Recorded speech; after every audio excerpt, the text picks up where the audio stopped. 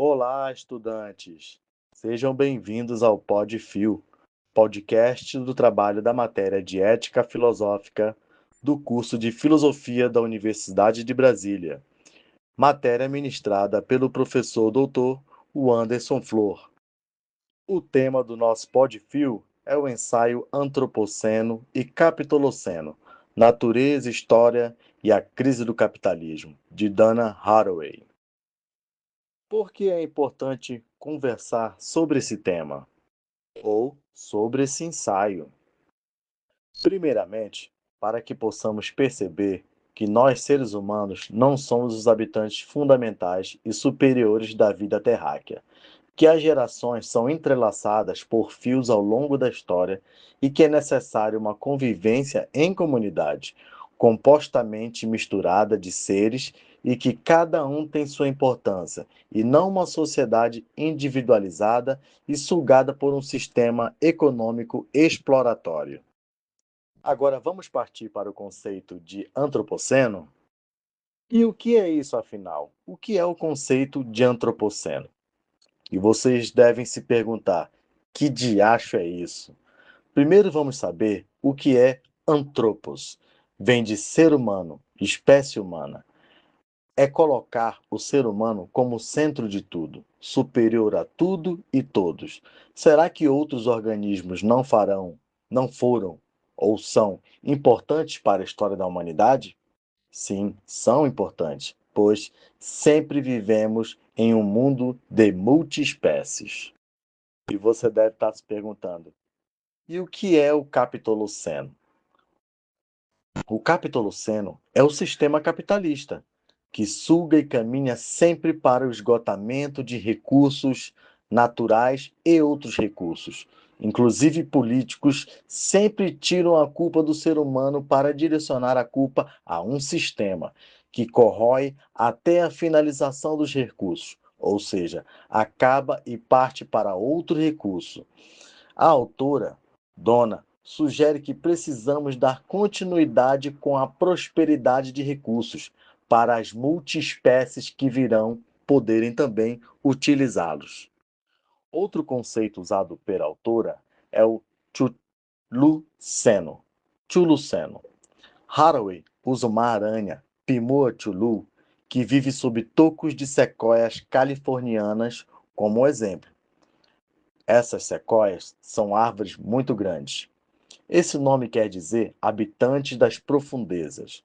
Dona usa a aranha como uma forma de dizer, primeiro, que todos têm um lugar, vivem em algum lugar e podem se deslocar usando seus tentáculos, apalpando, pegando, experimentando, sentindo tudo ao longo da sua caminhada. Então, essa experimentação de sentidos, do toque, da experiência, de você tatear, tudo isso serve para ganhar experiência na sua jornada, na sua caminhada. A autora também usa uma metáfora chamada a cama de gato, que não é uma brincadeira da geração Z, hein? É uma brincadeira em que você coloca o fio entrelaçado nos dedos das duas mãos e precisa criar formas com o fio nos dedos, ou seja, tudo interligado, com caminhos ligados e conectados, como na sua vida familiar, onde você está ligado a outras gerações e traz traços geracionais, entre aspas, ligados por fios de DNA, fecha aspas. A autora critica o excepcionalismo humano, que centraliza a importância dos humanos como seres superiores e fundamentais para a humanidade, como se outras espécies não fossem importantes durante séculos, seja para alimentar, transportar, etc. Pois, na visão dela, é importante a interconexão das espécies. E o que a autora fala sobre o individualismo metodológico? Essa ideia de que tudo deve se começar pela pessoa, e não pela sociedade, e não pelo um todo, é debatida por Haraway.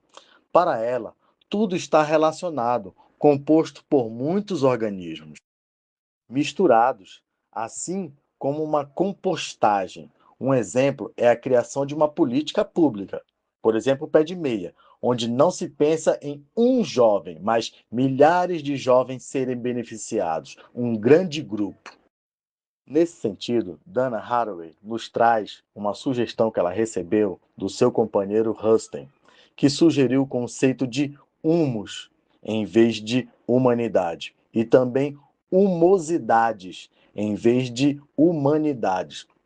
Afinal, o que é isso? Vocês conhecem a compostagem? É quando colocamos restos de alimentos e insumos biodegradáveis dentro de um recipiente e ali se cria um mundo de bactérias, micróbios, minhocas, etc. Uma mistura heterogênea em perfeita sinfonia, onde a decomposição faz parte do ciclo da vida, gerando uma nova vida. Nesse sentido, tirando o homem do centro da discussão antropocena. Ainda na sequência da conversa sobre o indivíduo e comunidade, Dona fala sobre a simpoiética e a autopoiética. Qual o significado dessas palavras? Simpoiética quer dizer fazer com, ou seja, fazer de forma coletiva, com outros, em comunidade, ultrapassando fronteiras, se conectando. Já a autopoética é atuar em torno de si, dentro de um limite determinado. Perceba que a autora segue a direção de que as coisas não se fazem sozinhas, não importando o quão complexos sejam os sistemas. Essa construção de conhecimento de forma coletiva é parte fundamental para Haraway. Para isso, ela traz a tese da fabulação feminista especulativa, SF, ela usa como sigla, desenvolvida por Marilyn Strand. Ou seja, é aquilo que está tudo interligado entre fios, que apresenta uma frase que muda tudo. Abre aspas. Importa quais ideias usamos para pensar outras ideias. Fecha aspas. Ou seja, é fundamental o modo que você constrói pensamentos. E na fabulação feminista especulativa engloba feminismo, ficção científica, história, ou seja, você pode fazer uma construção de uma ideia a partir de uma história de ficção, a partir de histórias reais, enfim. Então você pode sim construir uma ideia sobre um assunto. E eu vou voltar a usar o exemplo da cama de gato, onde um emaranhado de fios está conectado em duas mãos, juntas se entrelaçando. Uma das mãos segura, a outra desenvolve um novo caminho de linhas, até que uma delas solte para o novo jogo, ou seja, trabalhando a troca de conhecimento juntas, em comunidade. Dana chama isso de responsabilidade, que é saber e fazer coletivos. Pegaram a visão? Tem outro lado dessa moeda também, o chamado desastre do antropoceno, desastre do ser humano. Será que vivenciamos a renúncia da capacidade de pensar? Cujas guerras se alastram pelo mundo, desastres naturais, epidemias com mortes em massa. Você deve se perguntar: o que tem a ver com o assunto?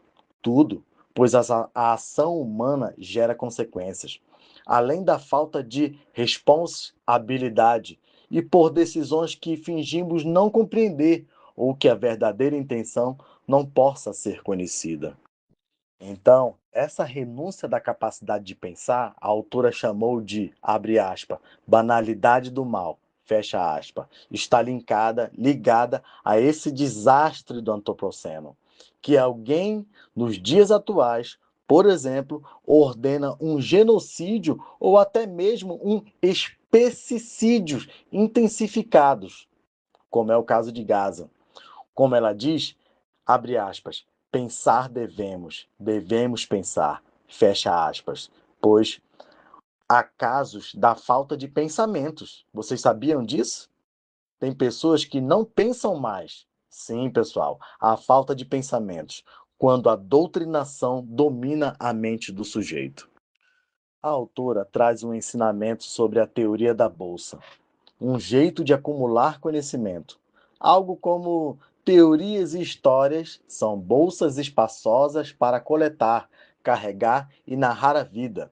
Um exemplo é quando você está viajando, quando você está no museu, quando você está conhecendo artes, um parque, você está ali acumulando conhecimento e guardando dentro daquela bolsa de teorias, de histórias. Isso, o homem viajante que acumula conhecimento, diferente do domínio do ser humano, antropos, com o desenvolvimento das primeiras palavras e armas. Armas como palavra, e vice-versa. Essa visão de homem ser o mais importante e herói, e que o resto só serve para ser usado, pouco contribuiu para o conhecimento, para o pensamento, pois o herói não quer saber de conhecimento e pensamento, e sim do uso da força. Nesse sentido, o devir com atua juntos, construir historização, ficam prejudicados. Ou seja, a construção coletiva, a construção comunitária, o pensamento ficam todos prejudicados. E, caros estudantes, para finalizar o nosso Podfil de hoje, o nosso aprendizado é de que precisamos pensar, e pensar de forma coletiva, ampla e comunitária, para resolver os problemas de hoje, hoje. Não deixar temas problemáticos para o futuro. E também é fundamental não deixar apagar o papel do antropoceno na história, ontem e hoje. Muito obrigado. Esse é o trabalho de ética filosófica do professor doutor Anderson Flor. Eu sou Alex Nazaré, estudante de filosofia do segundo semestre na Universidade de Brasília, e faço um convite: venha para a filosofia.